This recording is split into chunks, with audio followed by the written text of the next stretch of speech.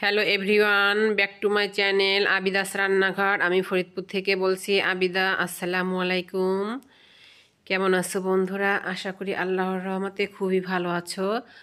আজকে আমি তোমাদের সঙ্গে শেয়ার করব গরুর ভুঁড়ির একটি রেসিপি। আমি এখানে ভুঁড়িগুলোকে পরিষ্কার করে নিয়েছি। এখন রান্নার জন্য কড়াইতে তেল দিয়ে দিয়েছি। তেলটা গরম হয়ে এসেছে। এখন আমি তেলে দিয়ে দিচ্ছি এলাচ, দারুচিনি আর 2টা তেজপাতা দিয়ে দিয়েছি তেলে। এখন এগুলোকে একটু নেড়ে চেড়ে নিচ্ছি। আর এখন আমি দিয়ে দিচ্ছি 1.5 কাপ পেঁয়াজ। পেঁয়াজটা কিন্তু ভুঁড়িতে বেশি লাগে, তো এখানে আমি 1.5 কাপ পেঁয়াজ দিয়ে দিয়েছি। এখন পেঁয়াজগুলোকে একটু নেড়ে চেড়ে ভাজাভাজি করে নেব। পেঁয়াজগুলো ভাজা হয়ে এসেছে। এখন আমি এর ভিতরে অ্যাড করে দিচ্ছি বাটা মশলাগুলো, জিরে বাটা, রসুন বাটা এবং আদা বাটা। এই মশলাগুলো দিয়ে এখন মশলাগুলোকে নেড়ে চেড়ে ভালোভাবে ভেজে নেব।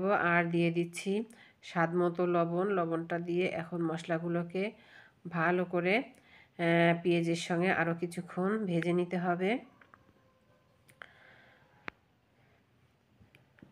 মশলাগুলো ভাজা হয়ে এসেছে। এখন আমি দিয়ে দিচ্ছি ঝালের জন্য মরিচের গুঁড়া, আর দিয়ে দিচ্ছি কালারের জন্য হলুদের গুঁড়া।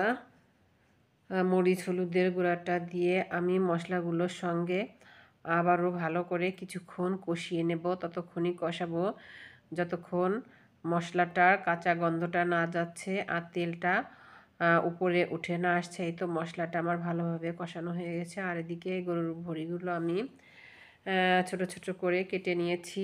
এখন ভুঁড়িগুলো এর ভিতরে আমি দিয়ে দিচ্ছি। এগুলো একটু সিদ্ধ করে নিয়েছিলাম, সিদ্ধ করে আমি কেটে নিয়েছি। এখন এগুলোকে ভালোভাবে মশলার সঙ্গে নেড়ে চেড়ে মিশিয়ে কষিয়ে নেব সুন্দর করে। আর এটিতে আমি ঢাকনা দেব না। ঢাকনাটা দিচ্ছি না এই কারণেই, ভুঁড়িতে যে একটু গন্ধটা থাকে, ঢাকনা দিয়ে ঢেকে না দিলে সেই গন্ধটা থাকবে না। এই কারণে আমি ঢাকনা দিয়ে ঢাকছি না, এভাবে খোলায় রান্না করছি। প্রথমেই আমি এটিকে চুলাটা হাই হিটে রান্না করে নেব। আর ভুঁড়িগুলো আমার ভালোভাবে কষানো হয়ে গিয়েছে। এখন আমি এতে অ্যাড করে দেব গরম পানি। সবসময়ই ভুঁড়ি গরুর মাংস তে গরম পানিটা অ্যাড করতে হয়, কারণ ঠান্ডা পানি দিলে এগুলো আরও শক্ত হয়ে যায় রাবারের মতো। এখন এটিকে আমি আরও কিছুক্ষণ রান্না করে নেব। এই তো এখন আমার ভুঁড়িটা পারফেক্টলি সিদ্ধ হয়ে গেছে। এখন এতে আমি অ্যাড করে দিচ্ছি জিরা এবং ধনে ভাজা দিয়ে জিরা ধনের গুঁড়া অ্যাড করে দিয়ে নেড়ে চেড়ে চুলা থেকে নামিয়ে নেব।